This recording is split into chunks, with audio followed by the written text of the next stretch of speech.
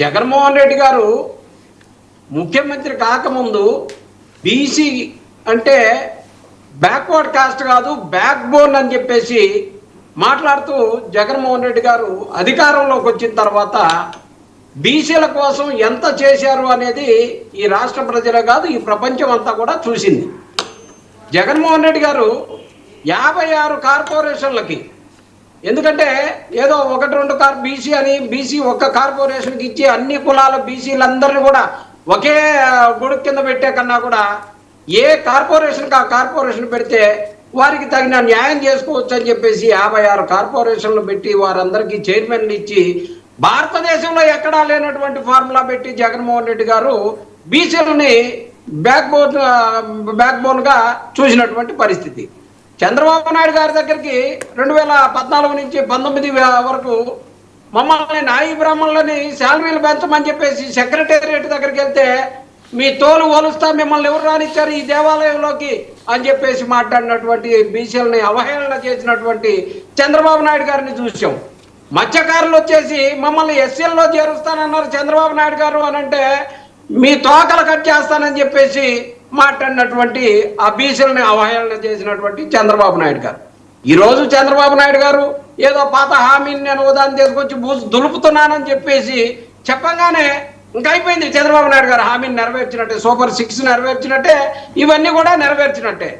అందుకే జగన్మోహన్ రెడ్డి గారు వాస్తవ రూపంలోకి రావాలి అని చెప్పేసి రాజ్యసభ సభ్యులుగా ఎంతమంది బీసీ నాయకుల్ని రాజ్యసభ సభ్యులుగా తీసుకొచ్చారో మనందరం చూసాం.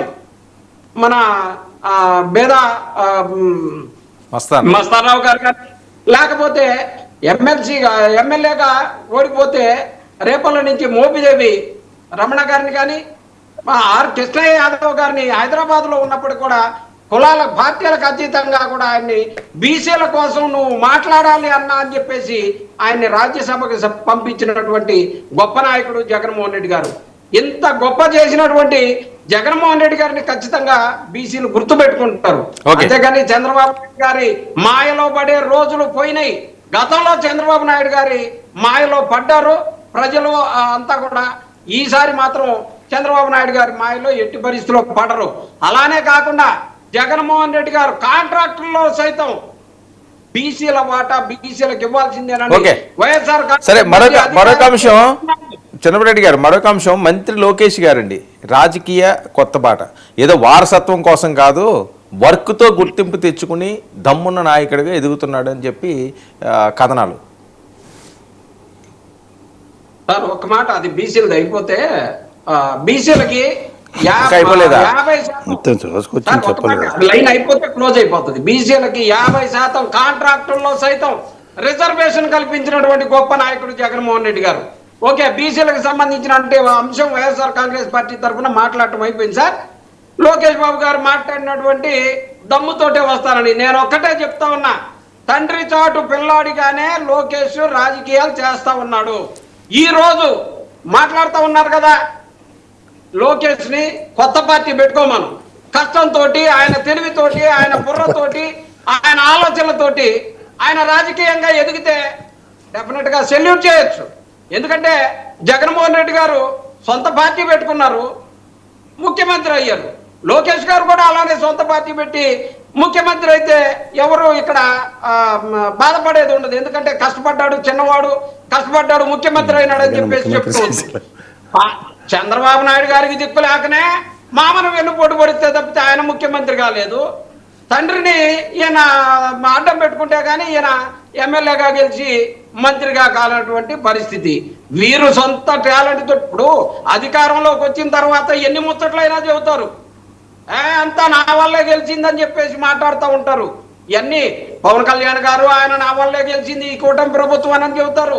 లోకేష్ గారు నా పాదయాత్ర వల్లే గెలిచిందని చెప్తారు. చంద్రబాబు నాయుడు గారు నా అబద్ధాల వల్లే ఈ కూటమి అంతా గెలిచిందని చెప్పేసి చంద్రబాబు నాయుడు గారు చెప్తారు. జగన్మోహన్ రెడ్డి గారు ఏమని చెప్తారండి గెలిచినప్పుడు?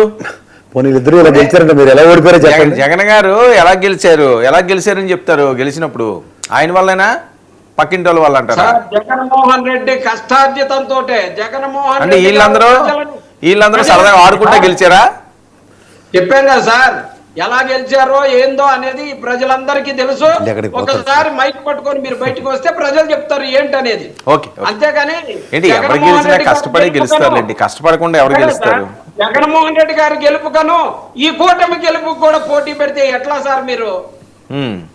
ఎందుకు ఓడిపోయారు? ఎట్టి పరిస్థితుల్లో కూడా జగన్మోహన్ రెడ్డి గారు ఎందుకు ఓడిపోయారు? కాదు కాదు, ఓకే కరెక్టే, ఆ పోటీయే లేనప్పుడు కనీసం ప్రతిపక్ష హోదా కూడా ఎందుకు తెచ్చుకోలేకపోయారు? సార్ ప్రతిపక్ష హోదా ఎందుకు రాలేదో ఏంటో అనేది ఇంకా మీకు తెలుసు, నాకు తెలుసు. నాకు తెలియదు, మీకు తెలిస్తే చెప్పండి, నాకేం తెలుసు? సార్ చెప్తా ఉన్నాం కదా సార్, ప్రజలని మోసగించి మిషన్ల ద్వారా ముఖ్యమంత్రి అయ్యారు కానీ ఓకే, కూటమి ఓకే. ప్రభుత్వం సార్ ఓకే, డాక్టర్. చెప్పమంటారు, చెప్పినాము ఓకే అంటారు. ఇంకా సర్లే, నీకు మిషన్ లో అంటే ఇంకా అది నెవర్ ఎండ్ కదా, మిషన్లు అంటే ఇంకా ఎవరు దానికి ఇంకేం చెప్తాం? చెప్తారు మరి. అట్లా కాదు సార్ వర్మ గారు, ఇప్పుడు వాళ్ళు కష్టార్జితంతో వాళ్ళ గెలవలేదు, వాళ్ళు కేవలం మిషన్ల సపోర్ట్ తోటి మాత్రమే గెలిచారని 100 డిబేట్లో 100 సార్లు చెప్పాము. ఓకే. మళ్ళీ కూడా అదే చెప్తాం. సరే, సరే. మాకు సంబంధించినటువంటి ప్రజల ద్వారా మాకు వచ్చిన సమాచారం అది. ఓకే, బాలకోటి గారు వర్మ గారు నమస్తే. నమస్తే అండి. ఏంటి బీసీల గురించి చిన్నపరెడ్డి గారి కామెంట్స్, అవి వైసీపీ కామెంట్స్, చిన్నపరెడ్డి గారి కామెంట్స్ అనే కాదు, చాలా మంది మాట్లాడుతున్న కామెంట్స్, లోకేష్ గారి గురించి కూడా ఆయన చేస్తున్న కామెంట్స్.